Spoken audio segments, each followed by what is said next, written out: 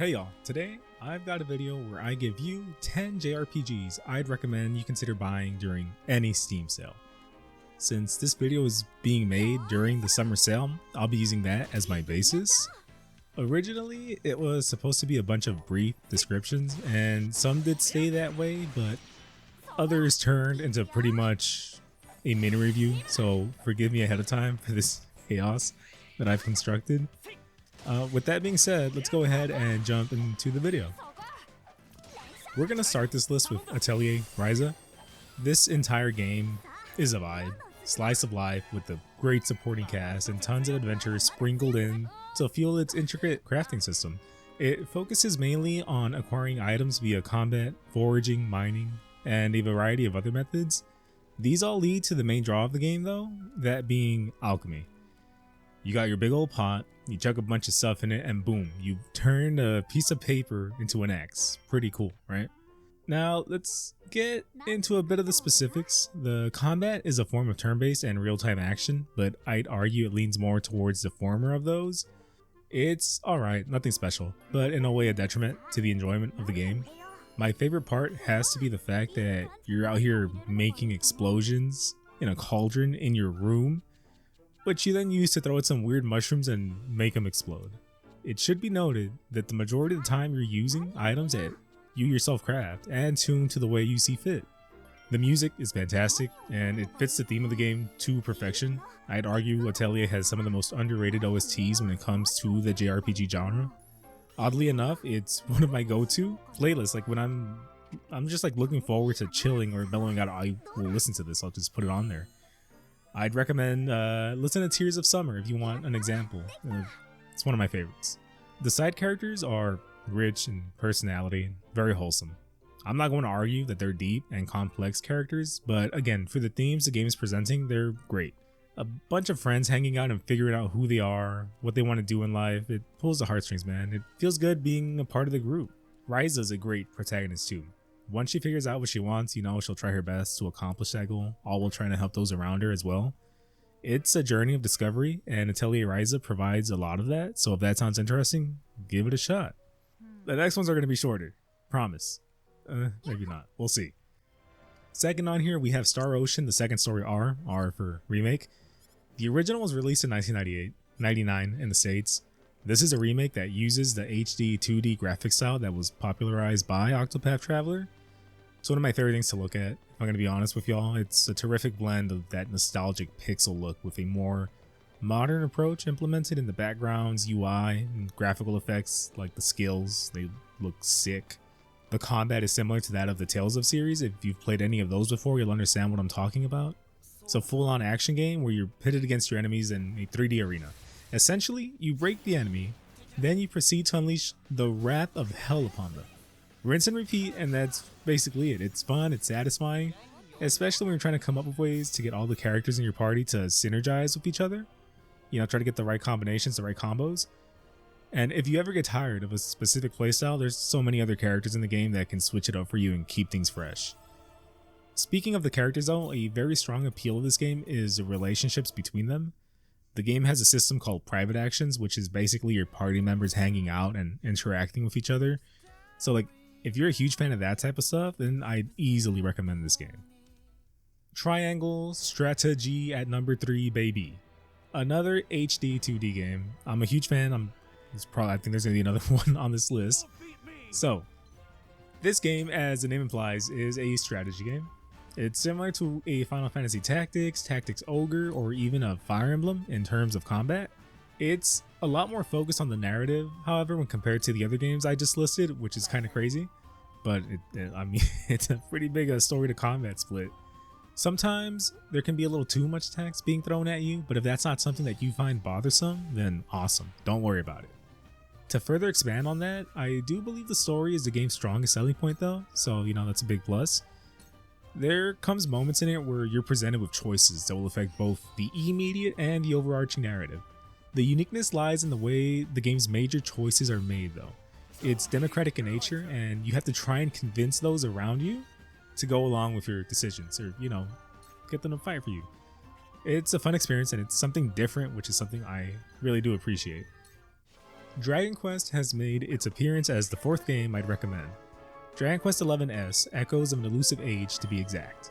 Every time I play a Dragon Quest game, it feels like it'll be a timeless experience.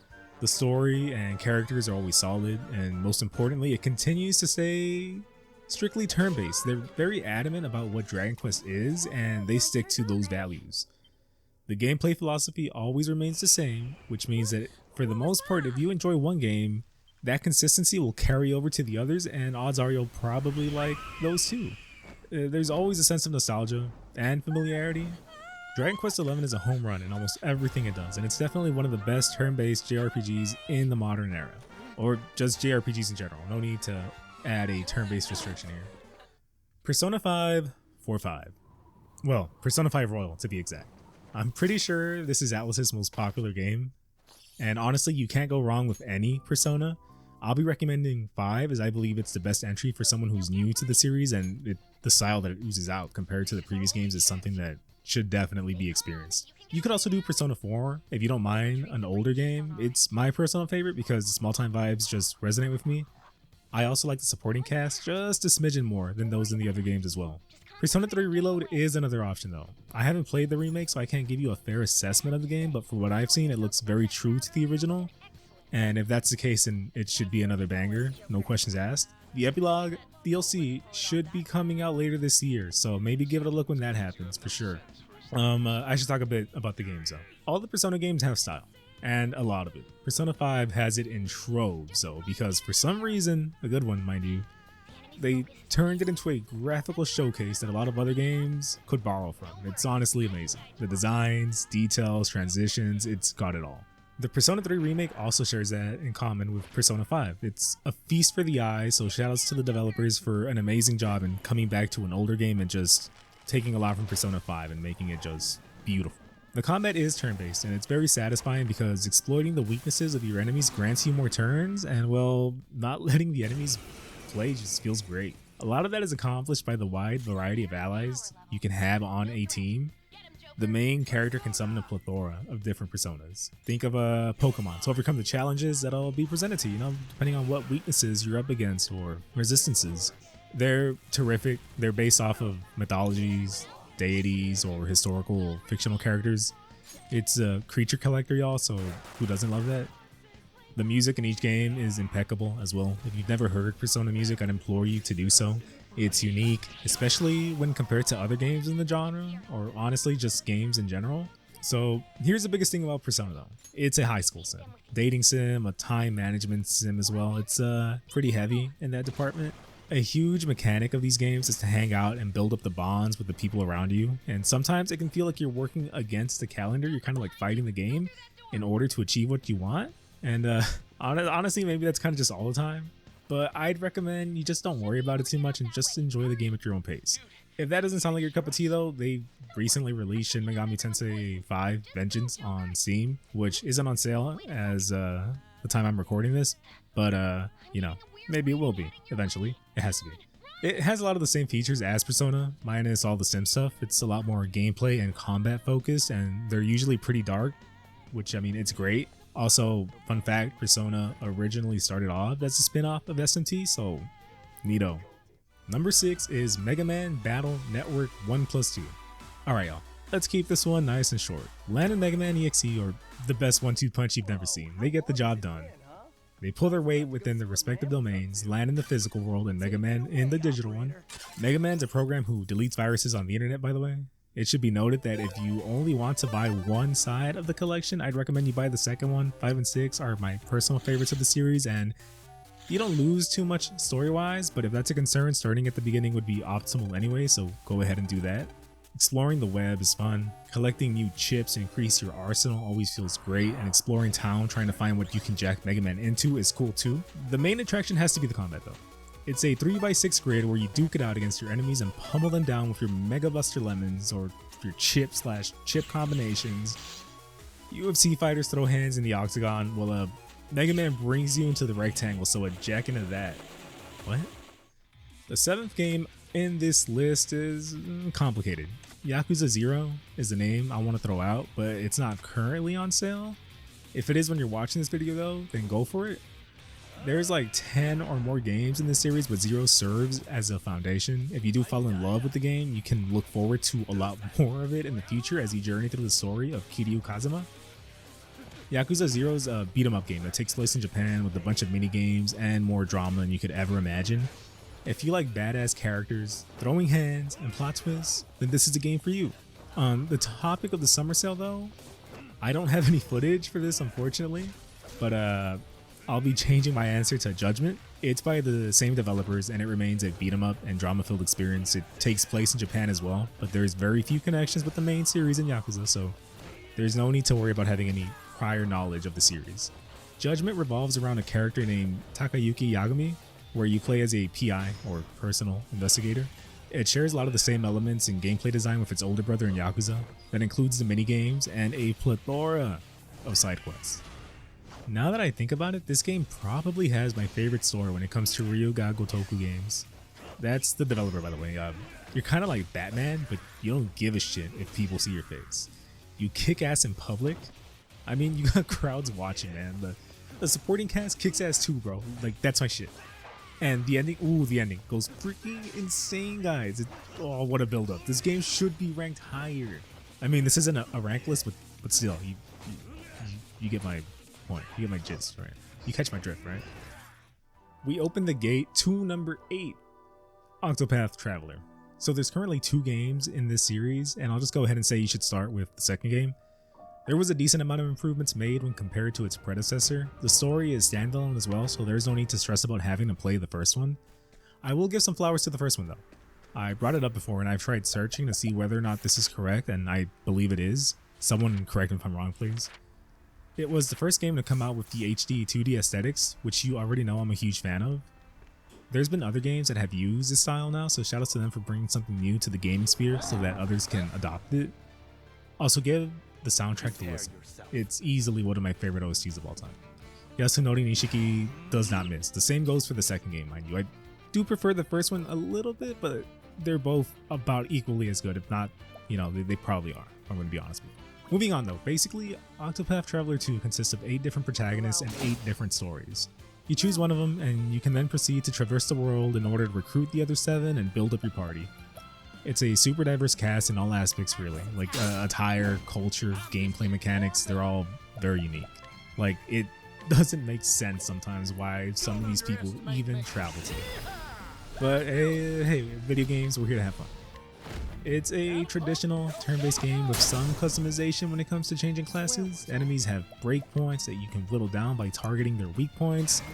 The biggest draw when it comes to the combat though has to be the boosting system. In essence, you can store up turns to a certain extent, and you can then use those stockpiled assets to increase the damage or aptitude of attacks, skills, or spells. It's satisfying to do, it's visually appealing. Like, it kind of looks like you're going Super Saiyan or some crazy shit, and it just makes everything look cool. That's a simple way of explaining it, and there's more to it, but hopefully, that makes sense. If the sound of having 8 different characters and stories sounds appealing though, then, give this a try. Alright, here it is. Everyone knew it was coming eventually. At 9, we have a Final Fantasy game. Final Fantasy X to be specific. I could have made this number 10. Damn, that's an L. Maybe we'll pivot to 9? Oh, that game's great. No. Basically, there's a handful of Final Fantasy games I'd recommend. It's hard to go wrong for the most part at least. I'm choosing 10 because I think it's a great game and also a good way for somebody new to engross themselves in the series and the franchise. But honestly, as I'm speaking out loud here, it depends really. Do you want traditional turn-based? ATB or active time battle? Action? Maybe something in between? It's pretty hard, y'all. I like them all, even 13. I don't think there's any truly bad Final Fantasy games. There are some that don't meet the standards of those held to a higher stature, but still, they're decent enough. I digress though. This is a discussion for a different video, so we'll just stick with 10 for now. So 10 is on my Mount Rushmore of Final Fantasies. It has it all, truly. Fun, classic turn-based combat, memorable music scattered throughout the entire game, a story that has adventure, drama, high stakes, romance, and damn, does this game make you feel things. The party members are great for the most part. I do have some complaints, but nothing major. Truthfully though, it's one of the few Final Fantasies I've replayed multiple times. That list including only like 10 and 7, maybe 1 or 2 more. I don't want to spoil any of the story though. I don't even want to do a synopsis of it, to be honest with you. So if you've ever held any interest in a turn-based Final Fantasy, then here you go. Finally, at the big 1-0, we have the Legend of Heroes series. This is one of my favorites of all time. I've kept this one last because it can be a little complicated when it comes to recommending a game from this series. There's plenty of videos out there explaining as to which game you should or could start with, and heck man, I'll probably make one too. There's a couple of different games to consider here. Trails in the Sky, Trails from Zero, Trails of Cold Steel, and Trails Through Daybreak, which I believe is out now at this point. For the sake of not extending this video to the hour mark though, we'll be talking about the first, Trails in the Sky. It's the start to an epic trilogy, and an even grander beginning to a saga that's been going on for 20 years at this point. I'll give you a warning though, these games aren't for those who fear words. There's so much text, so much. Dialogue between the townsfolk is always changing, depending on the events that are currently unfolding around them. It's one of my favorite parts of the series, and something I wish other games did half as well. I like to compare it to like a huge fantasy series where every book, or game in this context, is both giving you a compact experience, if you will, but also feeding you bits and pieces for this gigantic overarching narrative just happening in the background. The music is astounding, which comes to no surprise. You can always rely on Falcom to give you tracks that'll make you want to save the world, beats to save the world to. The combat is turn-based, but it does have some tactical elements to it. It's not anything too special, but it's fun nonetheless. It's different. You position yourself around the combat area strategically and build up resources to then consume and use powerful skills. When it comes to the characters though, it's on a different level. You spend so much time getting to learn the protagonist and the people that surround her. Estelle is easily one of my favorite protagonists. She bounces off so well with the game's supporting cast, whether it's party members or NPCs of importance. I can't compliment the party members enough though. There's really no one-dimensional character, and everyone has a goal that they're striving towards. They're not defined by a singular trope, rather they're a culmination of tropes, I guess. What I'm trying to say is that even though sometimes you think you have a character figured out, there's always more than meets the eye to them. Oh, I should probably point out, you're basically like a part of this organization that somehow has independent but also nationally recognized powers when dealing with like almost anything really. You know, they're called the Bracer Guild, and assisting people of the land is their main priority. It leads to some really cool power dynamics with the government and other factions of power, and the concept is really neat. Seriously, like it's really cool. So for the final time in this video, if that sounds interesting to you, you should give it a shot. Thanks for giving me some of your time in this mess of a video. I really appreciate it. If you want to talk about any of these games, feel free to leave a comment. I would love to have a chat. Take it easy, y'all. LabJ out.